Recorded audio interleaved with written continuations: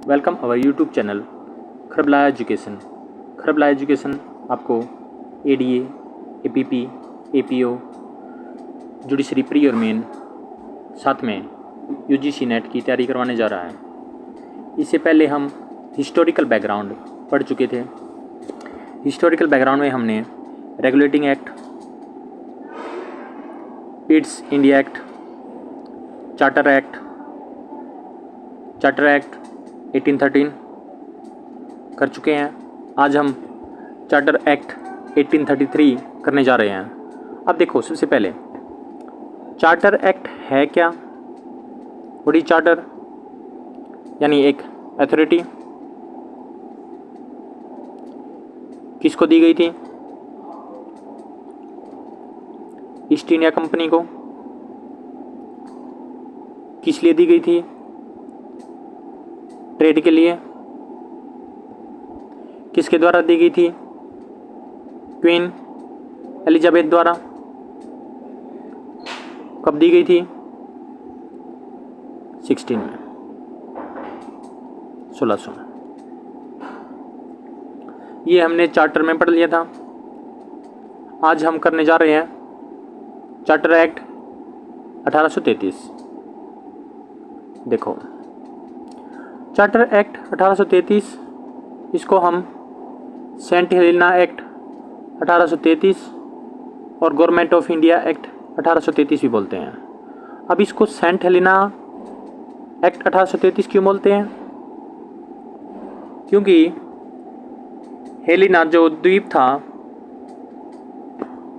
Helena द्वीप जो था, उस पर पहले ईस्ट इंडिया कंपनी का कंट्रोल होता था।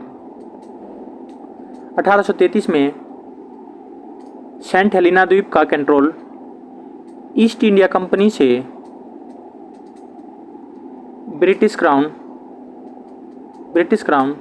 को ट्रांसफ़र हो गया। इसलिए इसको सेंट हेलेना एक्ट 1833 बोलते हैं। इसमें सबसे इम्पोर्टेंट पॉइंट ये है, देखो,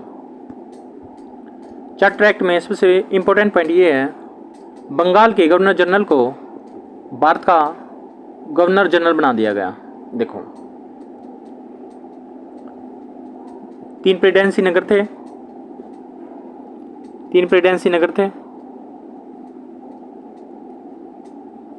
बॉम्बे, मद्रास, कोलकाता, जिसको कि बंगाल नाम से जाना जाता था। इसके गवर्नर थे, इसमें भी गवर्नर होता था, इसका भी गवर्नर था, जो कि 1773 में गवर्नर से गवर्नर जनरल ऑफ बंगाल बना दिया गया। अब 1833 में गवर्नर जनरल से गवर्नर जनरल ऑफ इंडिया बनाया गया। अब ये कौन थे? Warren Hastings. और ये कौन है? William Bentinck. यानी बंगाल के पहले गवर्नर जनरल कौन थे? Warren Hastings. और गवर्नर जनरल ऑफ इंडिया सबसे पहले कौन थे? William Bentinck, WHWB। आओ इसको डिटेल में करते हैं।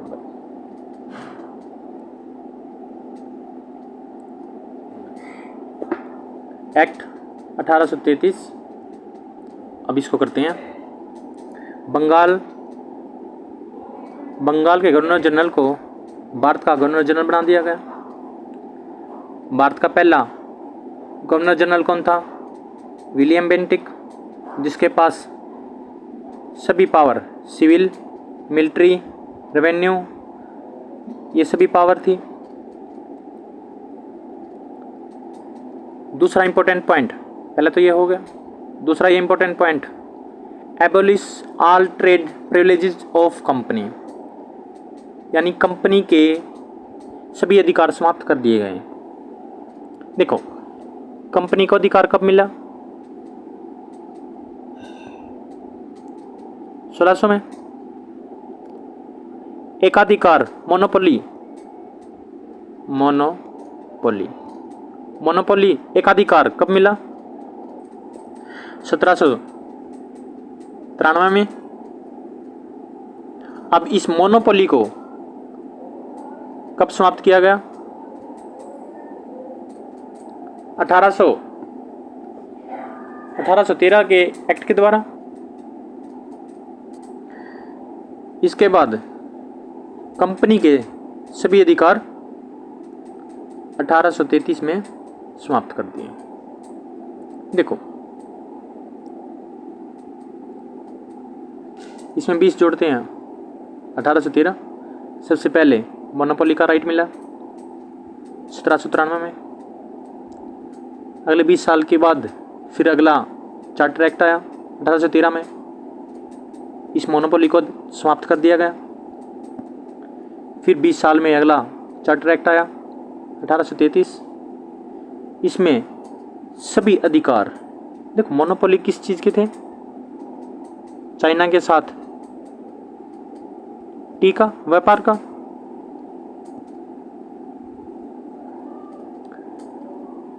इसमें सिर्फ मोनोपोली जो अधिकार थे चाइना के साथ टी का, उसको समाप्त कर दिया। इस एक्ट में सभी अधिकार समाप्त कर दिए। तो आओ अब आगे करते हैं हम। इतना समझ आ गया यहाँ तक? अब आगे करते हैं। Abolish all trade privileges of company, ये हो गया हमारा।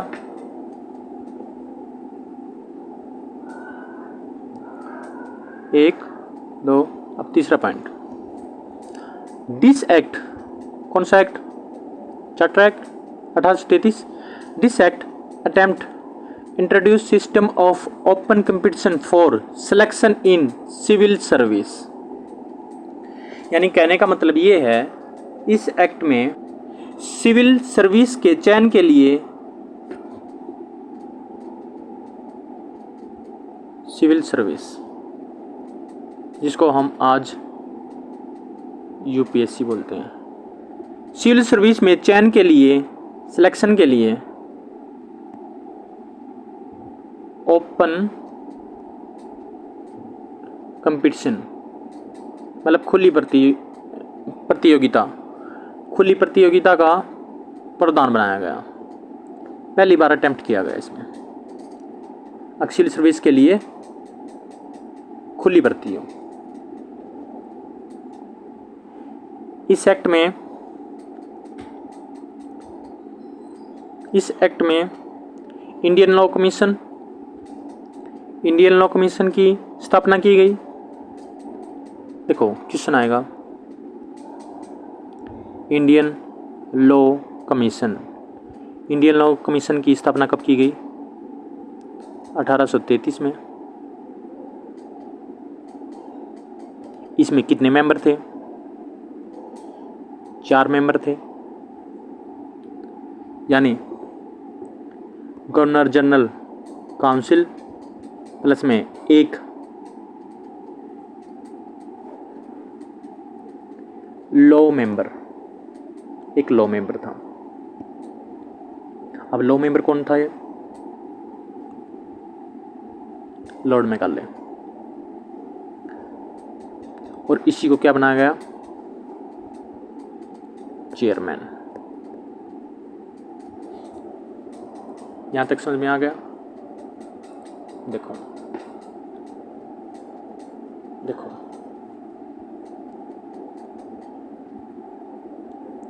Indian law commission was established in 1833।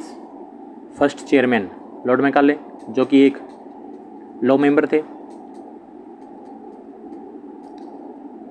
हमने चार्टर एक्ट 1833 कंप्लीट कर लिया, इसके ये मेन पॉइंट थे।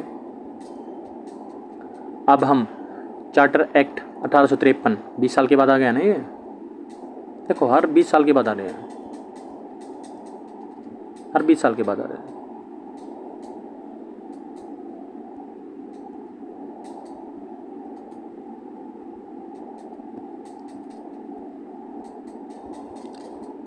देखो इसमें क्या हुआ,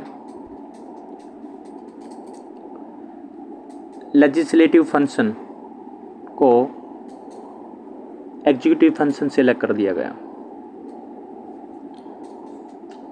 जो गवर्नर जनरल काउंसिल में 2 पार्ट थे, लेजिस्लेटिव जो कानून बनाती थी, एग्जीक्यूटिव जो उस कानून को, लॉ को इन्फोर्स करती थी। इन दोनों को अलग अलग बना दिया गया। पहले दोनों इकट्ठे थे, 1853 में इन दोनों को अलग अलग कर दिया गया। देखो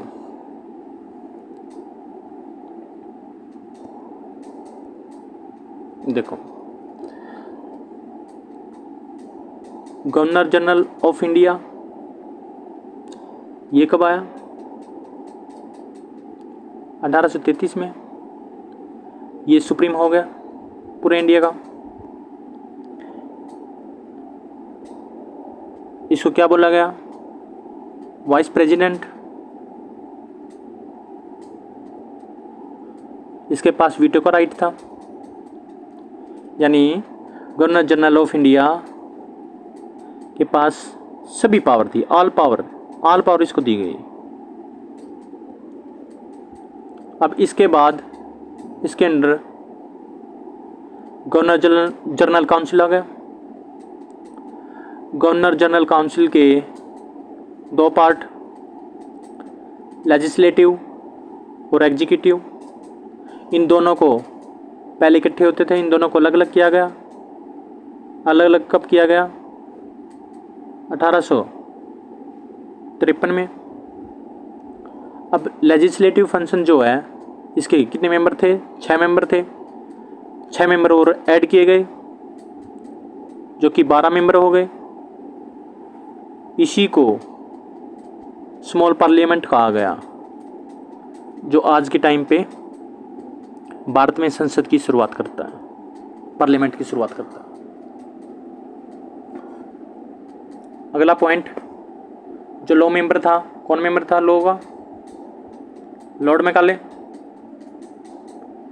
उसको जनरल काउंसिल, गवर्नर काउंसिल का पूर्ण मेंबर बना दिया गया, परमानेंट मेंबर बना दिया गया।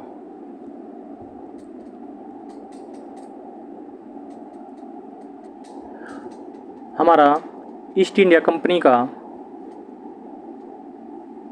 पार्ट कंप्लीट हो गया। अब हम करेंगे अगले लेक्चर में ब्रिटिश क्राउन के अकॉर्डिंग। देखो 1853 का लास्ट चार्टर एक्ट था। उसके बाद 1857 की क्रांति हो गई।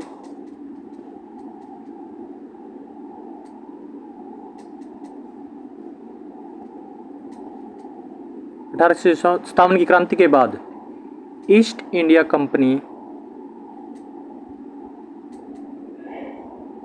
पूर्ण समाप्त हो गई।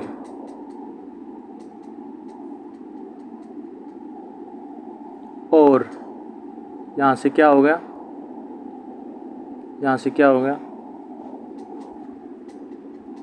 गवर्नमेंट ऑफ इंडिया का शासन शुरू हो गया। अब हम करेंगे अगले लेक्चर में ब्रिटिश क्राउन के अंडर, जिसमें government of India act 1858, Indian council act 1861, 1892, 1909, government of India act 1935 और इंडियन इंडिपेंडेंस एक्ट 1947। उसके बाद हम परिमल में जाएंगे। मतलब हमने पीटी और मेन पॉलिटी प्लस कॉन्स्टिट्यूशन दोनों को इकट्ठा करना है ताकि हमारा एक भी नंबर ना कट पाए। मैं आशा करता हूँ आपको लेक्चर पसंद आया होगा। अगर वीडियो पसंद आए तो लाइक्स, शेयर और सब्सक्राइब कर देना। Thank you.